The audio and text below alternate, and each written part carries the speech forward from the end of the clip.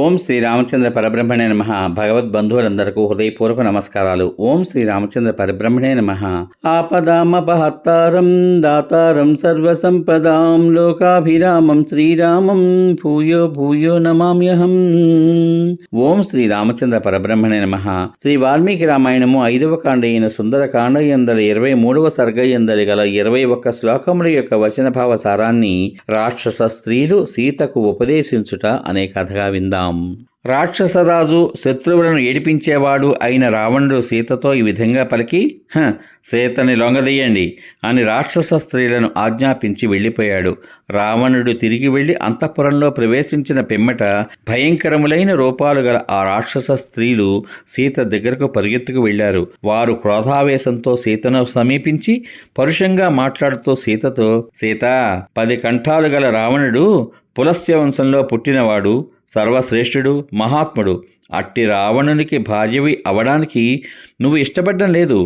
ఎంత తెలివి తక్కువదానో అన్నారు. పిమ్మట ఏకజట అనే ఒక రాక్షసి కోపంతో కన్నులు ఎర్రచేసి సన్నని పిడికెడు ఉదరము గల సీతను సంబోధించి, బ్రహ్మదేవుని మానస పుత్రుడైన అనగా మనస్సు నుంచి పుట్టిన పులస్త్యుడు అనే పేరుతో ప్రసిద్ధుడైన ప్రజాపతి 6 ప్రజాపతులలో 4వ వాడు, విశ్రవసుడు అని ప్రసిద్ధమైన నామంగల బ్రహ్మదేవునితో సమానమైన కాంతిగల తేజశాలి అయిన మహర్షి పులస్త్యుని మానసపుత్రుడు. ఓ విశాలాక్షి, శత్రువులను ఏడిపించిన రావణుడు ఆ విశ్రవసుని కుమారుడు. నీవు రాక్షసరాజైన ఆ రావణుని భార్యవు అవ్వు. నేను చెప్పిన మాట వినవే అన్నది.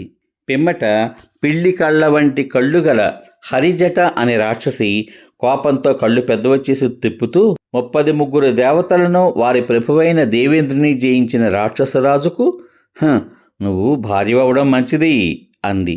పిమ్మట ప్రఘస అనే ఒక రాక్షసి కోపావిష్ఠురాలై సీతను భయపెడుతూ, రావణుడు మహాబలవంతుడు, వీర్యవంతుడు, వీర్యంతో గర్వించినవాడు, సూర్యుడు, యుద్ధములలో వెనకకు మరలనివాడు. అట్టి రావణుని భార్య అవడానికి ఎందుకు అంగీకరించడం లేదు? మండోదరి రావణుని భార్యలందరిలోకి కూడా చాలా భాగ్యం కలది. రావణునకు ప్రియురాలు, గౌరవ పాత్రురాలు. అట్టి ఆమెను కూడా విడిచిపెట్టి మహాబలశాలి అయిన రావణుడు నిన్నే పొందగలడు. చాలామంది స్త్రీలతో నిండినదై అనేక రత్నముల చేత ప్రకాశింపజేయబడిన అంతఃపురాన్ని విడిచి రావణుడు నిన్ను చేరగలడు అని పలికింది. వికట అనే మరొక రాక్షస స్త్రీ యుద్ధాలలో అనేక పర్యాయాలు దేవనాగ గంధర్వ దానవులను ఓడించిన రావణుడు ఇప్పుడు నీ చెంతకు వచ్చాడు. ఓ నీచురాలా, సకల ఐశ్వర్య సంపన్నుడు, మహాత్ముడు, రాక్షసరాజు అయిన అట్టి రావణునికి భార్య అవడానికి అంగీకరించమేమిటి అన్నది. పిమ్మట దుర్ముఖి అనే రాక్షసి ఈ విధంగా పలికింది.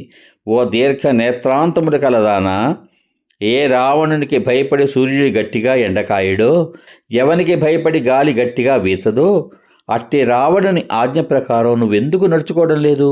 రాక్షసరాజు, రాజాధిరాజు అయిన ఏ రావణునికి భయపడి వృక్షాలు పుష్పవర్షం కురిపిస్తూ ఉంటాయో, ఏ రావణుడు కోరినప్పుడెల్లా పర్వతాలు, మేఘాలు కూడా జలాన్ని విడిచిపెడుతూ ఉంటాయో, అట్టి రావణునికి భార్య అవడానికి అంగీకరించడం లేదేమిటి?